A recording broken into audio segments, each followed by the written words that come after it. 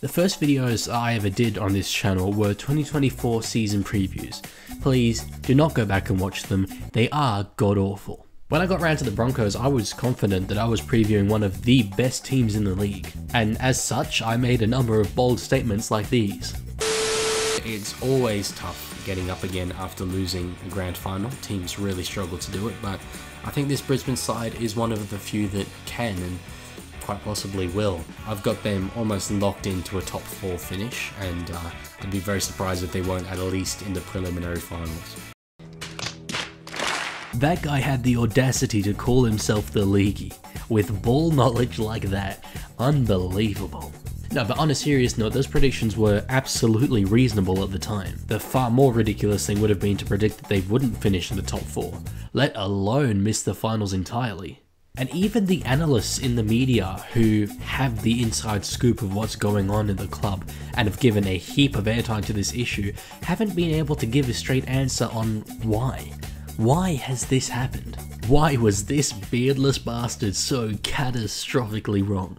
The first mistake people make when they look at the downfall of the Broncos is that they start the timeline at the grand final last year. And no doubt that was a crucial part in the story and has clearly left psychological scars on this young side, but the downfall of the Broncos really starts a long time before that. In 2020, the Broncos won the first wooden spoon in the club's history. In 2021, they climbed massively up the table and finished a whopping 14th. In 2022, they sat in the top 4, then lost 5 of their last 6 games to finish 9th. On-field success often masks a number of fundamental issues within the organisation of a club, and really most teams are capable of putting together one good season. Look at the Warriors last year, or the Cowboys and Eels in 2022 who made the top 4 that season and then missed the finals the year after. When you put the Broncos of last season in the context of this season and the seasons that came before it, it becomes a lot less impressive. Organisationally, there are problems at the Broncos. And unlike certain media personalities of late, that's not just my opinion, I can actually back up that fact. Midway through last year, at a time when the Broncos sat in the top 2, their general manager of football departed. It was Ben Ikin, who you probably remember from his time hosting NRL 360. Now there are a few people in the game who I hold in higher regard than Ben Ikin. When he speaks, he does it clearly, honestly, and is measured in everything he says. He doesn't light fires unless he absolutely has to. Keep that in mind when I tell you that after he left the Broncos, he appeared on radio to talk about his time there, saying, "I had some expectations in my head about what I'd agreed to, what I thought the GM of football role encompassed.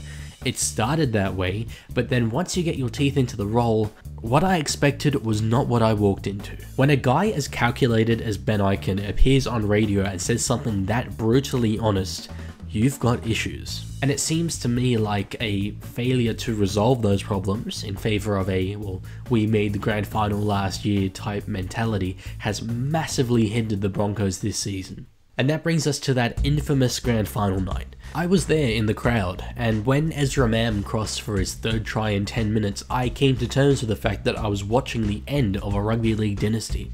The once young Panthers who had come through and dominated competitions and won premierships had now passed the torch to a young Broncos side who were destined to do the same. Now, I'm not all that interested in telling the story of how they lost that game because we all know what happened and it's been told to death. But what I am interested in is how they address it moving into this season. Back in that season preview, I addressed that exact topic by saying, in 2024, Kevin Walters faces a decision.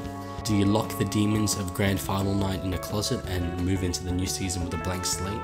Or do you draw on the pain as motivation and put a target on the head of the Penrith Panthers, looking to take back what they stole from you? Absolutely rousing speech aside, I stand by the fact that that was a really critical question coming into this season for the Broncos. And while hindsight is a beautiful thing, I think it's safe to say that they got that one wrong. The drive and mentality that got them to the top of the table simply isn't here this season. And you do have to point to that grand final as a turning point. With that in mind, what Brisbane had to do to begin this season was start the year well and dispel any notions within themselves and the media that there was a grand final hangover. What they did was anything but that. They started the season with 2 wins and 3 losses. Now granted, those 3 losses were against the current top 3, but it's worth noting that at that point the Broncos were held in the same regard as those 3 sides. And their 2 wins were both at home, one against the Rabbitohs, who had much bigger problems themselves to deal with at that point, and against the Cowboys. But nobody at that point was really concerned. It was just a good team starting a little slowly, having had a tough draw. We had a mentality that they'd figure it out and be fine come the back end of the season, which is a mentality I think the Broncos themselves really fell into this year. Even when Adam Reynolds went down in round 9, while I'd probably put their top 4 hopes to bed by that point, I was confident that they'd be able to ride it out until he gets back. They'd pick up a few results, Reynolds would come back and they'd click and be ready to be a dark horse in the finals. Even when they lost 6 games in a row, I still thought they'd be okay. In my Who Makes the Finals video, which was only recorded a couple of weeks ago, I still predicted them to make the finals. I really thought that they'd turned a corner when they beat Newcastle in Adam Reynolds' first game back. But finally, we've reached a point where they can no longer get to 13 wins. And when you look back on this season for the Broncos, you could point to a dozen on-field problems that they've had. But to me, every single one of them can be traced back to one key thing. Leadership is the single most important factor when putting together an NRL squad. It absolutely makes or breaks teams. And when you look at this Brisbane side, it's an area that is a massive red flag for me. Of course, you've got Adam Reynolds there. He was signed to be a leader, and I definitely think that the club made the correct decision in signing him. But leadership is about more than just one man. That fact was laid bare when he was out injured. And besides Reynolds, who do we look to in this side for leadership?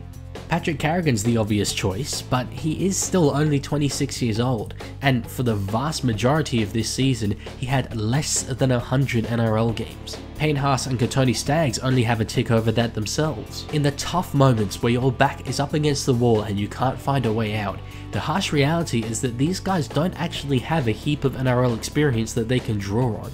And that is not a criticism of these players. You will not find a bigger Patrick Carrigan fan than me, and I think Payne Haas is a generationally good forward. But raw talent only gets you so far when you can't actually draw on experience and use that to lead. I haven't seen a single other person talk about this, but a couple years ago the Broncos also signed Premiership winner and Maroons forward Kurt Capewell to lead. And again, hindsight hero, but it looks like they palmed him off to the Warriors before they were actually ready to do so.